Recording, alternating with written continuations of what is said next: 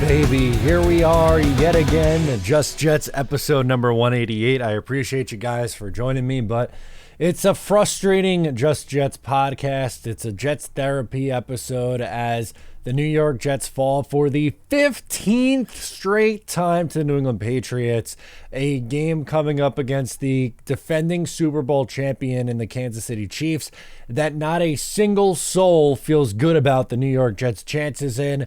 A quarterback is coming in Trevor Siemian. We'll get into your voicemails, which, by the way, thank you guys so much for all the support on the voicemails. I love doing this show. I love the voicemails. I know it's gotten some pushback over the years saying that voicemails ain't it, but I like it. I think it's different. I think it makes us unique. We do a little call-in segment, but 27 voicemails. I logged on to do my notes, and there was 27. Unfortunately, I can't get to all 27. We'd be here all day long, and I like to keep this show at the absolute most an hour in length. I think that's a nice consumable show, but we do have a lot of voicemails and a lot of venting and frustration to work our way through. But before we do that, a word from our sponsor over at Manscaped. Fresh ball fall is upon us, and if you need to be in the festive spirit, Manscaped has you covered. Light a candle, get some pumpkin spice, and make sure your balls look nice with the sponsor of today's show, Manscaped. How about that? Nature may clear the leaves of their trees, but you'll need Manscaped's help to get you ready for that sweater weather. Get your pants puppies prepared for cuffing season with a trim and refreshing as a fall breeze by going to manscaped.com using my code JETS20, that is JETS20, for 20% off and free shipping. Make sure to pick yourself up something nice courtesy of me, Matt O'Leary, over here at Just Jets. All right, so let's get into the episode. Before we get into your voicemails, as I said, a bunch, but I want to talk about the proverbial hot seat.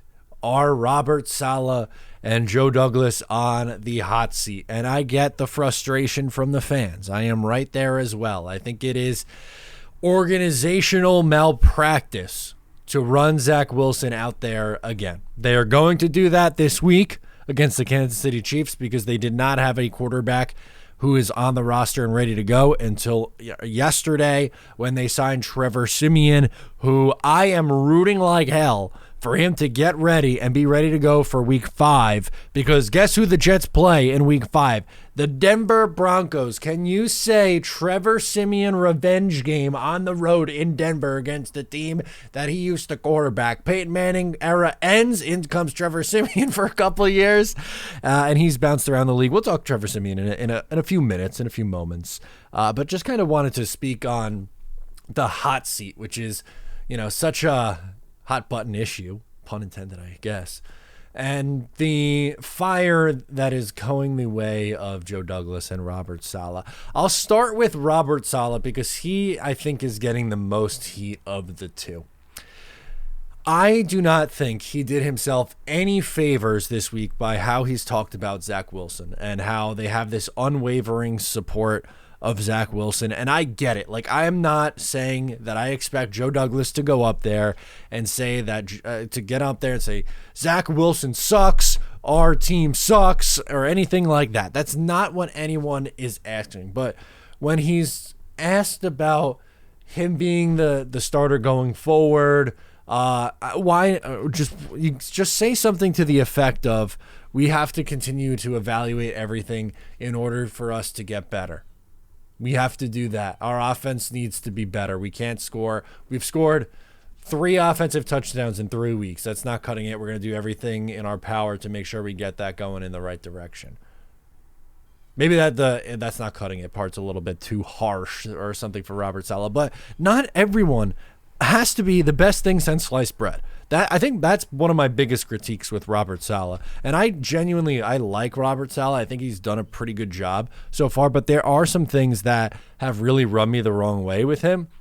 And him treating every player on the 53-man roster like they are the best player in the NFL is something that gets me going nuts. Whether it was Chaz Surratt during Hard Knocks or Zach Wilson right now, I don't like that they are, putting this out there that this is some changed quarterback in Zach Wilson in practice, and you're just not seeing what we're seeing behind the scenes. We know better. Where this is 25 career starts or 25 career appearances, 24 starts from Zach Wilson at this point. It's enough time, and everyone is on the same page there that it's, at least from the, I shouldn't say everyone, the majority of people are on the same page that it's enough is enough at this point. And, he didn't help himself with how he spoke the last week before the game, talking about the offensive line, and it would be malpractice to start Mekhi Becton, and then they end at left tackle, and then they end up doing the offensive line we all wanted to see, with AVT moved out to right tackle, Mekhi Becton, at left tackle, Joe Tippmann comes in and plays right guard, and we know the rest and how that story goes. So I get it. Like, you can't take everything at face value, but I mean, I tweeted it out. I thought this was my least favorite Robert Saleh press conference since he compared Joe Flacco to a Ford F-150. That one drove me absolutely nuts. But every once in a while he'll have one of those where it's like, I really don't like it. I don't like how he handles the injuries. But I think fans don't want to give Robert Saleh any credit. No credit at all. For instance, that week 1 win against the Buffalo Bills, Robert Saleh didn't get any credit for keeping that team together and getting them back in the second half and having them, again, come together after losing their quarterback 4 plays into the game and winning that game and pulling that upset. No credit for that, none. But the instant that the starting quarterback, you realize the starting quarterback is a non-functioning NFL quarterback, he's the biggest issue. And I guess you could say he should have went to Tim Boyle, but also at the same time, like, Tim Boyle is someone that they clearly just don't trust. He's a practice squad quarterback. That's what he is. Not saying that Zach Wilson isn't also a practice squad quarterback, but isn't that on the general manager to get a different quarterback in here? And, I understand. Look, they got Rodgers. That made me happy. Great. Perfect. All right. They got Aaron Rodgers in here. But the second he goes down 4 plays into the season in week 1, Joe Douglas has to bring someone in the next day for in case of emergency. And then you could have had someone ready to go, sitting behind Zach Wilson in New England. Then you put them in the second half to try to get any form of life out of your offense. But they didn't do that. And now you have to start Zach on Sunday Night Football against the defending champions, Kansas City Chiefs, at home in your own building, and the Boo Birds are going to be out. And I don't want to hear that, it's the Jets' fault, Jet fans' fault rather. They boo the team. That's why they're terrible. No, look, there's obviously people who go over the line, but if you can't understand the Jets fan frustration and why they'd be upset and be like, what are you supposed to do? Go up there and cheer after this BS over and over and over again? That's not fair either. So I don't want to hear it from guys like Aaron Rodgers and Robert Saleh specifically, even though, I love Aaron. Thankful he's coming back next year and thankful that he wanted to come here. But I don't want to hear from him that the Jets fans need to keep the positivity going and, make sure to support the guys because you're not doing them any favors. We tried that stuff. It's getting old. It's getting old real quick. And I'm not saying, look, it would be different if this was Zach Wilson's 3rd career start and you're saying pull the plug on it. That's not the case. You gave him 2 years. 2 years is more than enough for me. It was more than 2 years that they actually gave him, right? He's starting 25 freaking games now at this point. But my thing for young quarterbacks is I want to take a look at their sample size over 2 years. I wasn't out on Zach Wilson after 1 year. I thought that we deserved another look in year 2, and it didn't go well. It went really, really bad, actually. And again, it goes back to Joe Douglas not doing something on the next day, right? But are they on the hot seat or should they be let go? More people, I feel like more people, and maybe you listening feel differently. I feel like more people are wishing Robert Saleh fired than Joe Douglas because Joe Douglas has the 2022 draft class attached to and a couple nice trades attached to under his belt. So he is in the better graces of fans than the head coach, which I don't think is fair. I think both guys have been okay. There have been, or it's okay to pretty good. There's been some really nice moments for Joe Douglas, for instance, Sam Darnold trade, Jamal Adams trade, the 2022 draft class, but there's also been some really big significant misses, whether it be, a couple of things in the draft classes, some free agency problems, not adding a backup quarterback immediately after Aaron Rodgers goes down, waiting a couple of weeks, the offensive line being in the state of what it is, which the line got better in week 3, and I think should be fine going forward. So, I think it's not as bad as maybe we thought, and Dwayne Brown coming out might have actually helped things out. But, so there's been certainly some questionable decisions, but Robert Saleh is the mouthpiece. He's the one, he has the media availability every single week, where Joe Douglas only talks to the media a handful of times a year. He's not really talking to them day in and day out like the coaches. So he's the one Saleh is the one who's pushed up in front of our faces. And again, this is not me saying that he has been a perfect head coach. He hasn't. There's been some things he's done that I really haven't liked or haven't agreed with, but it's hard to evaluate this coaching staff at any level with having, being hamstrung by the quarterback. Like, Zach Wilson's not playable right now. They don't have a quarterback who is playable. So it's hard for me to get on the head coach, especially when his defense, right? He has a defensive-minded head coach. They allowed 13 points to New England and lost the game. The last 3 games against the New England Patriots, they've allowed 2 touchdowns, offensive touchdowns to the Pats, and they've lost all 3 games. So, yeah, the record looks terrible, right? He's 0-5. Saleh and Wilson are 0-5 against the New England the Patriots, but that's a hell of a lot more on Zach Wilson than it is Robert Saleh. His defense has done the job. Not the first 2 years. They just flat out stunk in 2021. But in 2022 and 23 now, defense has done the job.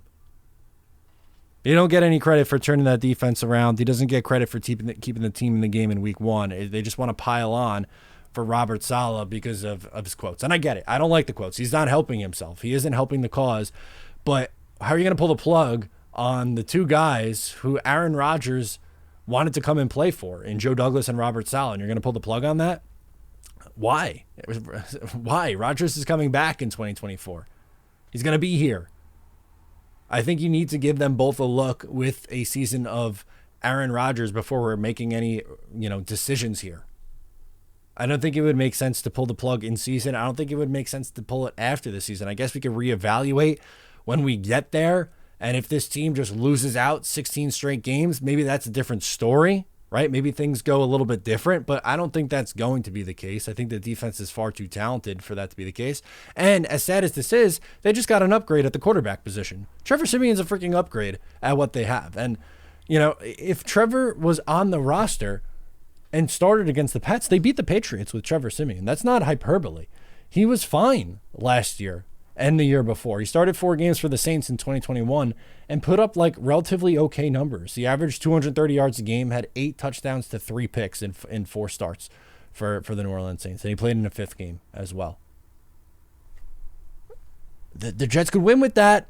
It's not asking a lot, and I'm not saying a Super Bowl. That dream died on the field on the 4th play of the game against the Buffalo Bills when Aaron Rodgers went down for your season. But they need to be competitive down the stretch. If a Trevor Siemian, and maybe they still add a different quarterback at some point, even and they get somebody else to play a handful of games, they need to be competitive and win. I don't care about the draft pick and trying to tank for a better draft pick and then draft a quarterback. And they're going to put the chips in on the table in 2024, going for it with Aaron Rodgers. I don't care about tanking. This team needs to win games and have some positive momentum going forward for once. They ended their season on a 6-game losing streak last year, and the locker room was in shambles. There's signs of the locker room cracking now because of how poor the quarterback play is. And they could say they believe in Zach Wilson all they want, but the reality is they need to get things going in the right direction and need to win some games. If they go 9-8 and miss the playoffs, or 8-9 and miss the playoffs, but defense plays well, and at least you could evaluate the rest of the freaking roster, because that's another thing. You can't evaluate anything with Zach Wilson right now because defenses are stacking the boxes. It's hard for them to get anything going in the ground game. They can't throw the ball. They can't do anything. They had, 8 3-and-outs in the game against New England. It was a joke. It was an absolute joke. So I get the frustration from the fan base at both the coaching staff and the GM. There's going to be a lot of talk about the offensive coordinator even in this episode from the voicemails, and I get it. He hasn't been great, but there's only so much you can do when your quarterback can't function in an offense. Statistically, the second worst quarterback of the decade. Only Josh Rosen was less efficient than Zach Wilson. Zach Wilson has the most amount of time to throw in the NFL. He holds onto the ball for the longest amount of time in the NFL. Don't give me the offensive line excuse, and the play caller can only do so much, especially when it comes out on tape that there are open receivers and the quarterback is not getting them the football. So that's just my little rant on it to open up the show. I don't think that Robert Saleh or Joe Douglas should be on the hot seat right now. I understand the fan frustration. I'm frustrated too. I'm upset. I want to see a better product, but really, you need to see them with a legitimate quarterback before we could actually make that judgment call. Let's get into your voicemails. First up, we are going to go out to Don calling in from Florida. He wants to talk about the Jets' weapons on offense. All right, we'll do it. We'll do some weapon talk. Hey, man, it's Don from Florida. This is just frustrating. I have faith that this team can turn it around, but, like, there's pieces missing. We need to address something. Like, their defense should not be locking people up like that. Like, the separation was there only on a couple occasions. Like, Zach was doing a lot to try to make something happen, and thankfully he didn't have a turnover to really mess us up in his game like that. And he actually had his little drive there at the end with the Nick Bolton touchdown. But, like, we need weapons. We need separation. Somebody has to pull the plug and get, like, Mike Evans or somebody down here to help him out. That Garrett Wilson doesn't have all the pressure on him to get open, because Alan Lazard is not helping Zach out with dropping passes on the sideline. You can't do that when you're trying to break the narrative and beat the Patriots. Like, I can't believe this is at 15 wins for them. This is insane. I hate the freaking Patriots. Like, this is crazy. Anyway, jet up. Let's get it. Yeah, thank you so much for calling in here, but I don't know why they're going to move on from Mike Evans right now. They're 2-1, and they're still hanging in the mix.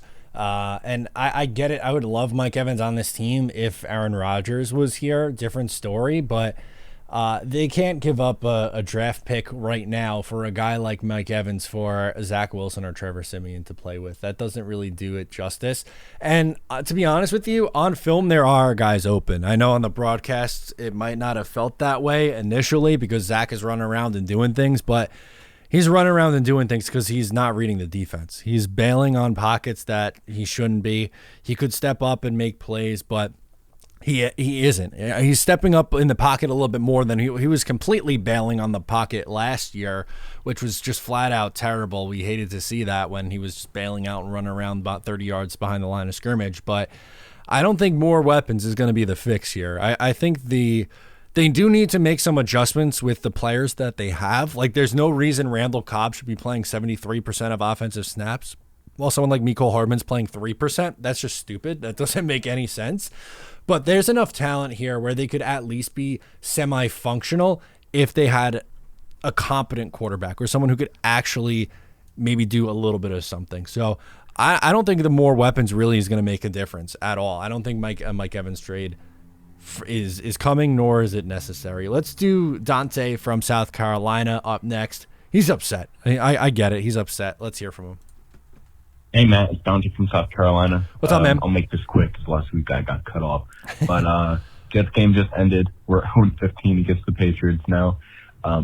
Absolutely awful. This offense looks like it's a middle school U14 club. It's ridiculous. Couple points. I'm not going to elaborate on anything. I'll just let you talk about them. But I'm almost out of the packet. His personnel usage, his play calls, just everything about this offense is just so bad. I can't stand it. And you can blame some of it on Zach. You can blame some of it on just the fact that Cobb is playing over Hardman and we're not using players to their strengths. I don't know, but I think that's Hackett's responsibility to figure out. A lot of focus is on Sauce now. He's kind of having a down year when he's not. But DJ Reed is having a sneaky bad year. He's not doing too hot either. And he's let up a few big plays that are kind of annoying. And Greg the Leg and Morstead are our best players. I think we should give them just 12-year max contracts because they're the only consistencies to this whole team. Sorry for my language. I'm just mad, man. I hate losing to these Patriots. And Penix from Washington in college. I guess that's our new guy. I think we're on the way to a top 10 pick. We got to get him. Trade everything. Trade the house and get Penix and fix the O-line of free agency or something. We just need somebody else at this point. I think Zach is just too far gone. He doesn't have the support of the fan base anymore. I think the team is getting frustrated with him from what we saw on the sidelines today.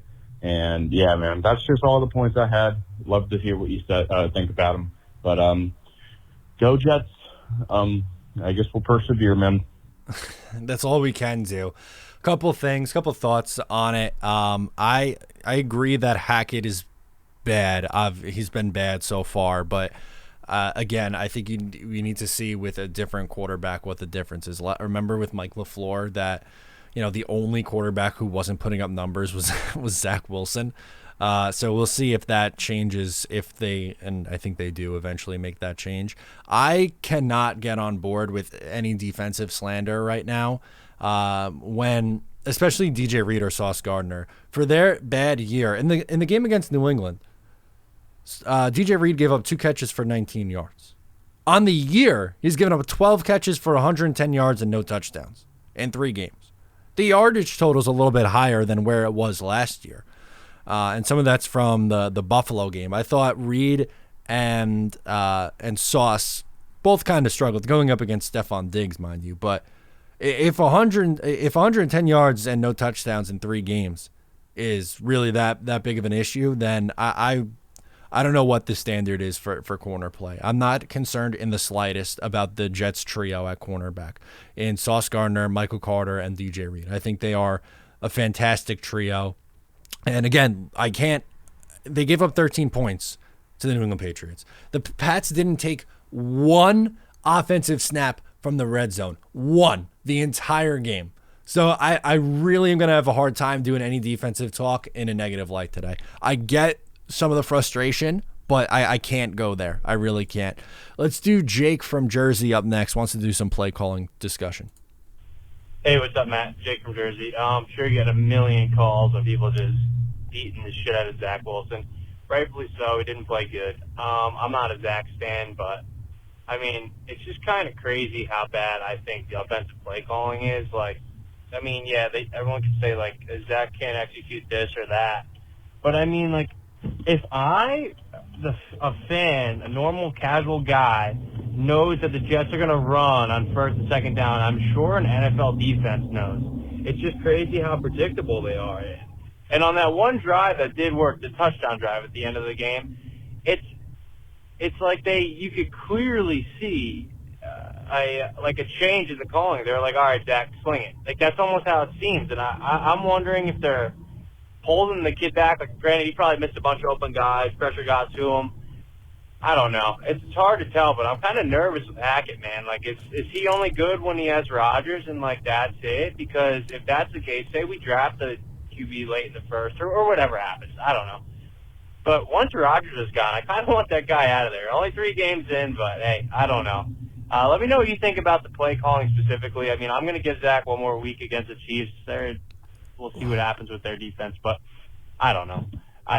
It's so tough with this play calling, man. I mean, you can't even point. You can't put all the blame there either. You don't know because the O-line wasn't great. I mean, the rushing attack wasn't great. Nothing was good, but it's not all on Zach's shoulders. But I mean, he has to play a lot better. But it's just weird. It's weird how that one drive worked so good, and then it's like, oh, okay, yeah, just forget it. It's weird. So it's like the rest of the game, just forget it. I'll just run, and then pass, run, pass, whole game, and then that one drive. It's like, all right, let's throw some plays, and then it's weird, very weird. And the personnel too, man. Like freaking, I'm sick of Rucker. One snap, dude. dude can probably block most defensive ends if needed. Like, I don't understand this one snap per fucking, one snap per game. That is so ridiculous. Same with Nicole Hardman. Or even put Gibson for like an end around or something, man. Like, it's just crazy. Blows my mind, but trying to stay positive. We'll see what happens. If not, I mean, worst comes to worst, I think Rodgers will come back next year, and then maybe we get a young guy in here to learn as well. I don't know. But we'll see, man. Just want to know your thoughts. Didn't mean to ramble on so long there, but No, you're good. Love the show, man, and I guess go Jets, right? Thank you for the support. Really means a lot, and I get the frustration. Rodgers is coming back next year, so that is the silver lining in all of this, is that they are going to get Aaron Rodgers back. I think I think both things can be true. I think that Zach Wilson cannot play quarterback in the NFL, and Nathaniel Hackett needs to be better. Like, both of those things are and can be true. The personnel usage is really my biggest thing, but again, I have a hard time killing the coordinator when there are open players on the screen that the quarterback isn't hitting or isn't seeing. That to me is the bigger issue. And again, that's not a pass on Hackett. He has to be better. Both of those things are true. That Hackett has to improve, and I guess I have more faith in Hackett improving than Zach Wilson improving, because we saw it. And was he the best with Aaron Rodgers? Yes, but he also made Blake Bortles a functioning quarterback in 2017, and they went to the AFC Championship game and had a great run offense. So I'm not going to say he's going to be Sean McVay or Kyle Shanahan level of play caller, but I think he could at least be semi-passable with even remotely slightly better quarterback play. So again, I really do get the frustration, Jake, but I really don't know how much different it's going to make. Let's go to Peter from the beautiful Hudson Valley up in New York. Hey, Matt. It's Peter from up in the wet, washed-out weekend of the Hudson Valley as the rain continues to fall, which feels like the tears of Jet fans after this game today, and another loss to the Patriots. Some observations to start out. Thank God they went with the offensive line combination that they apparently practiced all week on and decided not to tell anyone about, and then have Becton on the left side and AVT on the right side and Tippmann in a guard, because it seemed like that was much better protection for Zach Wilson. It just didn't seem to help in the run game. But then Zach, held the ball a little too long just about every time he was dropping back and trying to throw. And he had some wide open receivers at times and just couldn't find them. And that's a problem. And I think at this point, how much more of a leash are we going to give him as Jets fans before, and actually as the players are, before this team revolts and says, with all the talent that we have, we need a quarterback and we need it now, and we need to be able to make a playoff run. So my question is, what's it going to take for Joe Douglas to pry Cousins away from the 0-3 Vikings, considering they're going nowhere? Obviously, I don't think it's going to take the first-round pick the Jets still have, because it's not going to go to the Packers, but something might have to work its way through there and see if the Vikings are willing to give up Cousins. So maybe the Jets can rent him for a year at least and see if we can make a proper playoff push with this talented team that we have. One other thing I want to mention that I only found out a bit short time ago after the game. My brother and nephew tell me they went to the game today.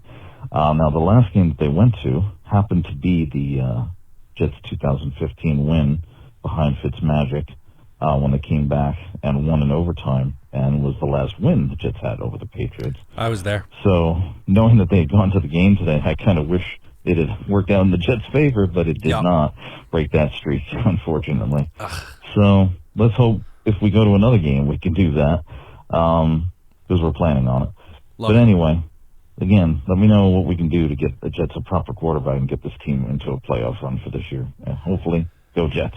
Yeah, the Kirk Cousins one is an interesting. They obviously dropped to 0-3. I don't think they would pull the plug on that yet, and I think that is something that would have to happen closer to the trade deadline, which maybe that's good to have Trevor Siemian in here as your stopgap. And then maybe if by something crazy happens, you could get Kirk Cousins.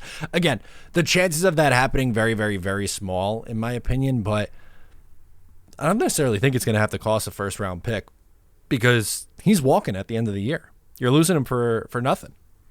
So if you could get him for a third, then why wouldn't you do something like that and give you a shot? It also depends on what your record is at the time. Like, there's so many variables that go into it, but I agree. I don't think it would be a first-round pick that would have to go to Minnesota just because of, it's on an expiring deal. It would be just a rental. There's so many factors that go into it, but I think they would have to. 0-3 is not enough. They got to be like 0-6, 0-7 before they would start even considering something like that.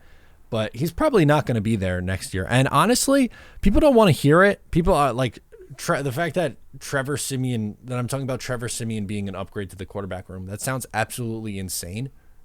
But he is. Like, he just flat out is. If you look at some of Trevor Siemian's numbers for when he was starting, the Jets could win some games with that. I'm not saying be a Super Bowl contender. I'm not even necessarily saying make the playoffs, but he is miles ahead of where Zach Wilson is. He started one game last year against the New York Jets. He went 14-25, 56% completion, 179, one touchdown, one pick, 7.16 yards per attempt, which is obviously not great, but he started 4 games against in 2021, for the New Orleans Saints. He went for 249 yards and 2 touchdowns against Atlanta, 298 and 2 touchdowns, 104.8 rating against Tennessee, 214 yards, 3 touchdowns, 2 picks, a 74.4 rating against Philadelphia, and against Buffalo wasn't great. 163 yards, 1 touchdown, 1 pick. If you were to combine over those 4 starts, that is a 57.6 completion percentage, 924 yards, which is 231 yards a game, 8 touchdowns, 3 picks, and 86.7 rating. If you were to pace that out over a full season, 3,900 yards, 34 touchdowns, 13 picks. That'd be a fantastic quarterback season. And I'm not saying that's what he would do, but can he go out there and give you 220 yards and a touchdown? Or maybe not turn the ball over? He'll give you, 58 completion percentage isn't great. But you could at least be semi-competitive with Trevor Siemian. And that's really just where I want to be right now, is just have half of a freaking shot on offense. Thank you again to Peter. Let's go to, up next, we're going to go to Joe calling in from Holbrook, wants to talk about the pass rush. Hey, Matty, what's up, dude? It's Joe from Holbrook. I know everybody's furious about Zach and how terrible he was and saying how his horrible play calling, but I wanted to ask you, where the hell has the pass rush been this entire season? I haven't seen it at all. I don't know how many sacks they have. I haven't looked up the stats, but I don't think it's a lot. It might be 1 or 2. So, where is the pass rush? Why isn't Will McDonald playing? Carl Lawson stinks. And that's it. Thanks. Love you, buddy. Yeah, thank you. Carl Lawson, I think the struggles are here, and he might just be too many injuries at this point. I thought Jet fans were a little too harsh on him last year, but he's been really slow out of the gate through 2 games. I'm with you. I think Will McDonald, Jermaine Johnson, and Bryce Huff are 3 guys who need to see the field more. They have 6 sacks on the season, which is lower than where it should be. Again, I mentioned it earlier on the show. I cannot get on here and be upset with this defense. They allowed 13 freaking points and lost. They've allowed 13, 3, and 22, I guess, against New England the last time they played. But they've allowed 2 offensive touchdowns in their last 3 games against New England, and they've lost all 3 of those games. The sack numbers, I think, will go up. They have 6. The Eagles, who have a great defensive line, they have 6 sacks. 49ers have a great defensive line. Aren't the teams in the mix who have the best defensive lines the Jets, the Niners, and the Eagles, most people would say? They have 8. So it's not like they're crazy far off. If they had 2 sacks in 3 games, you'd be upset. Most of these sacks did come early on in that first game, but I think it'll get back to the mean a little bit. These last 2 weeks have been pretty outliers there, and the defense is not my biggest concern at this moment. Let's do PG. He wants to do some Boyle versus Wilson talk. Hello, Matt. This is PG from Long Island. Pretty much going to say the same thing I talked about in the phone call, the voicemail I left you last week that was before the game, so it wasn't eligible. But Robert Saleh, after the game today, said that Zach Wilson gives them the best chance as quarterback, but that is the best chance out of who?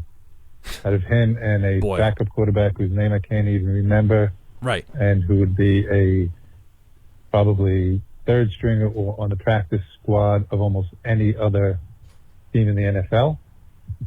So really, point is, as much as I've loved most of what Joe Douglas has done, they need to get somebody else in here. And they need to do it quickly. They need to do it so that he's prepared for the Denver game.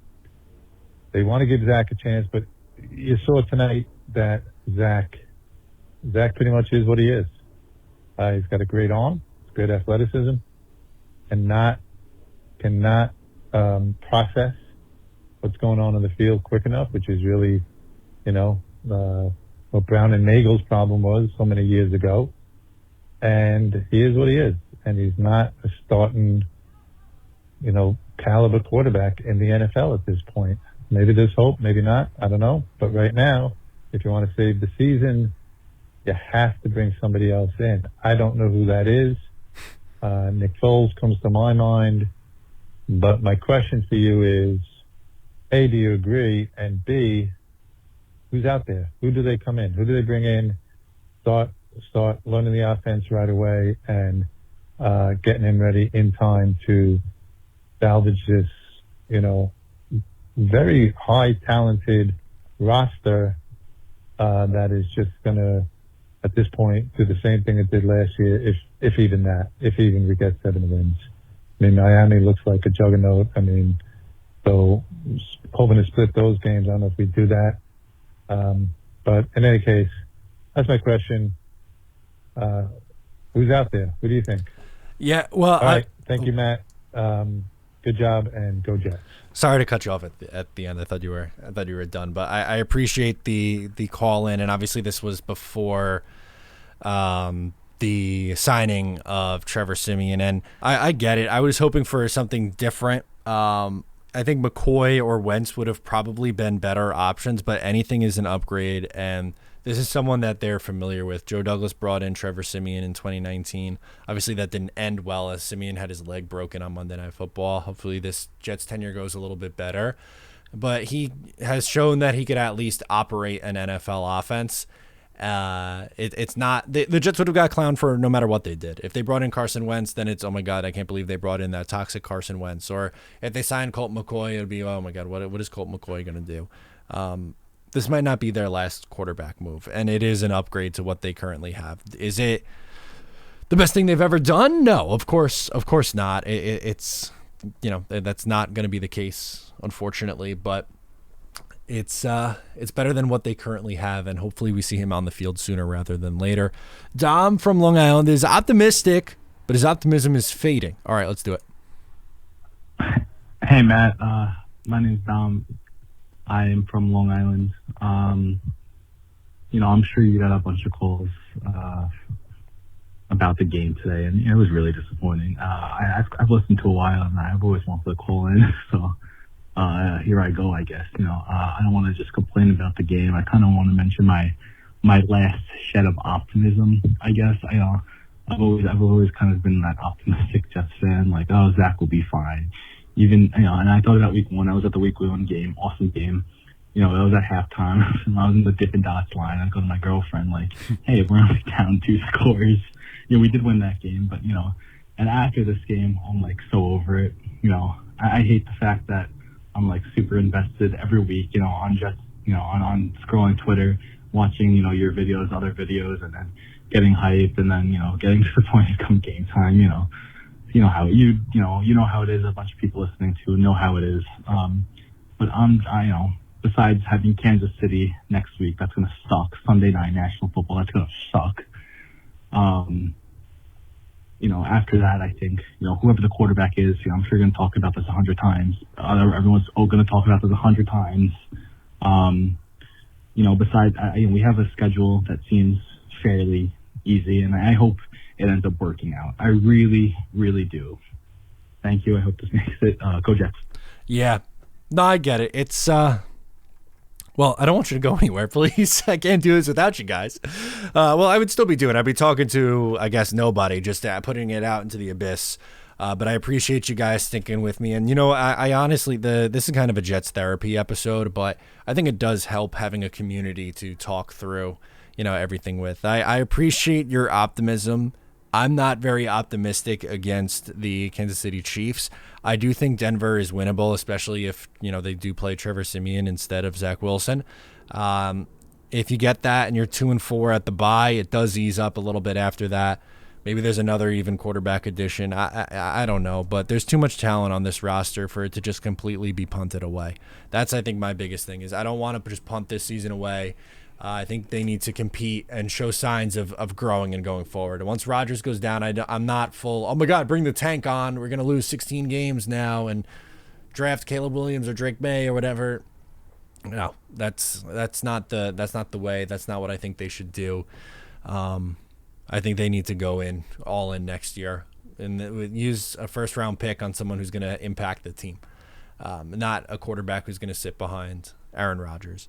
Let's go to, let's see, Devin from Nevada. There was a couple from him, but I got the third one finally hits. All right, let's do it. What's up, Matt? Devin from Nevada calling Nevada here. So I just gave you 2 calls in a row, man. They both went over the time just because I got so much on my mind, brother, and it's hard to, exactly put it into words. But third time's a charm. Let's go. All right. So last year, I think I was one of the first people, if not the first, to go ahead and give you a call and say that Mike LaFleur was not the guy at offensive coordinator.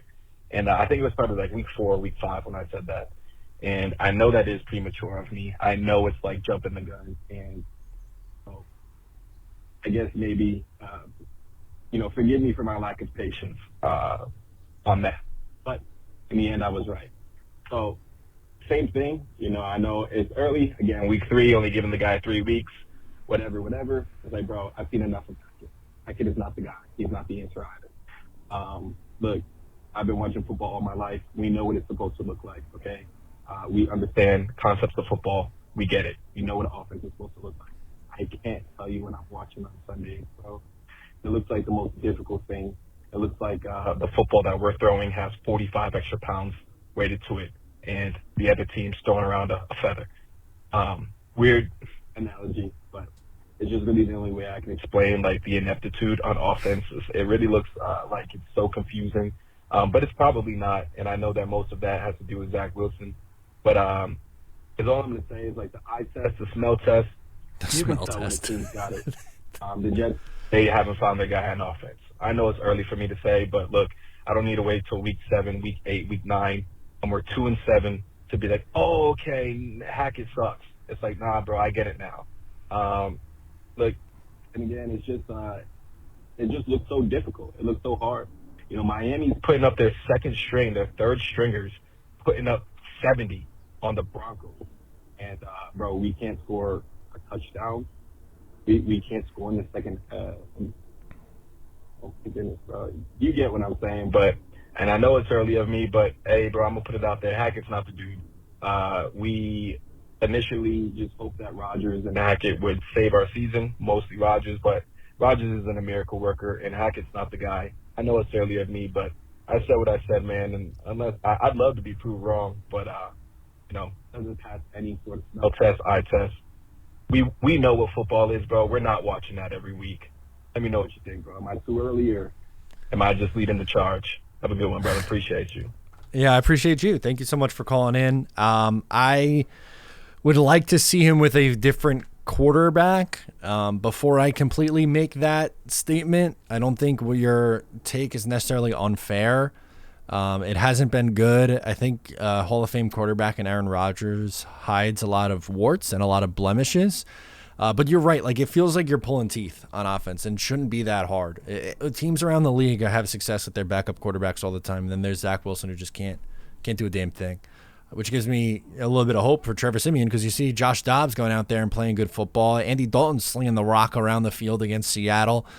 There's backup quarterbacks are coming in and having a play all around. The Gardner Minshew came in and played well for the Colts and got them a win, a big upset win. So, the crazy things happen, and I hope that they do end up giving the keys to Trevor at some point, and we get to see him and maybe even a different quarterback. But again, I completely understand the concern with Nathaniel Hackett. I think he's been really, really bad so far, and I think probably the only chance of him being saved is if and when Aaron Rodgers comes back. So I don't see him going anywhere, though, because of Rodgers and just their brotherhood together. Let's go to, and thanks again for the call, let's go to Chris calling in from Sayville, Long Island. We got some Hackett hate. All right, let's keep the trend rolling. What's up, Mr. Matt O'Leary? This is Chris from Sayville. I'm not going to call and debate about Zach. We all know what he is. We have 2 years of film on him. But more importantly, what's up with the game plan? What Mr. Hackett calling these garbage plays? A pass, a run, a punt is pretty predictable.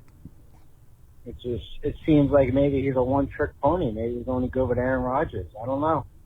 What's your thoughts? And I guess go Jets. Yeah, thank you so much for the call. And it does feel, that you're kind of going on the back of what Devin was just saying and just what the overall theme in general is. I think having Rodgers around obviously makes him that hides a lot of the deficiencies in his game, but the areas that he can improve are obvious. He is very, very predictable, and they never, ever, ever use motion, which drives me absolutely crazy. The best offenses in the NFL are using motion. The 49ers, the Rams, the Dolphins use heavy, heavy motion. Although the Dallas Cowboys don't really use a lot of motion. They've had some success on the offensive side of the ball. But you get the point. More often than not, these teams are using motion and getting creative and, finding good matchups. So I get it. And again, it goes back to, it looks like this offense is pulling teeth to try to get anything going. And if it continues to look that way after they make a change at quarterback and things don't look any different, then I think our questions will absolutely be answered. But I still think we need to at least see that before we make those definitive statements. Let's close out. I need to close out with a little bit of a positive note here.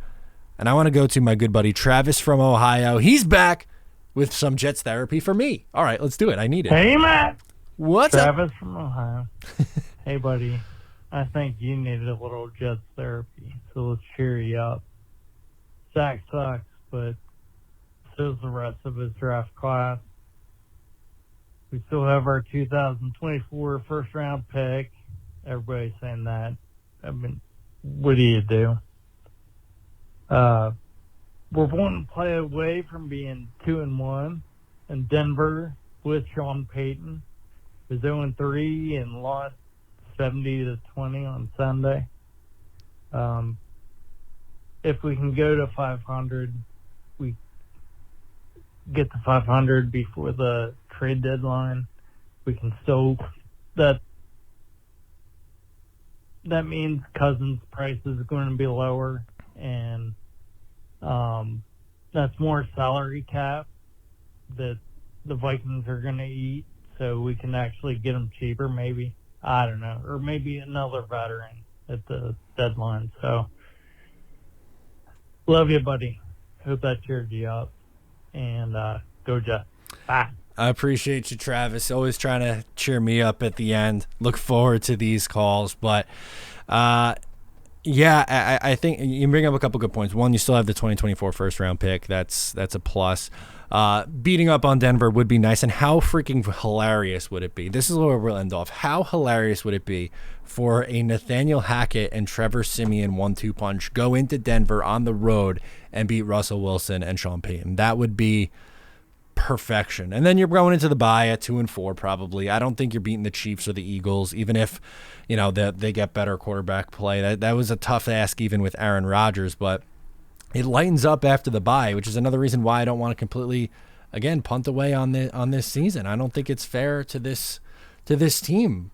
I think there's too much still on the line. And again, am I saying they're going to win 11 games and be a playoff team? I don't know. I think that's a really, really big challenge. But if they get better quarterback play from Trevor Siemian or, make a move at the deadline and they're still hanging tough, you have the Giants after the bye who they haven't looked great. You have the Raiders who stink. You always play the Bills tough. Miami looks like a juggernaut, but Atlanta, Houston, Washington, Cleveland, there's some winnable games after the bye week. So I, for one, am not ready to just completely punt off the season. I'm upset. I'm frustrated, but hopefully things change. That's what this week's about. Change it starting now. Let's get Trevor Siemian on the field. Folks, that's going to do it for me. Thank you so much for tuning in. Subscribe before you go. Give a like. Appreciate all the support. I'm Matt O'Leary, and I'll catch you next time.